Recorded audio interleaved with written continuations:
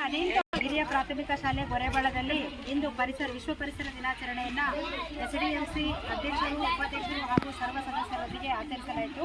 ಶಿಕ್ಷಕರು ಮತ್ತು ಮಕ್ಕಳು ಹಾಗೂ ತಾಯಿಯಂದಿರು ಈ ಕಾರ್ಯಕ್ರಮದಲ್ಲಿ ಹಾಜರಿದ್ದರು.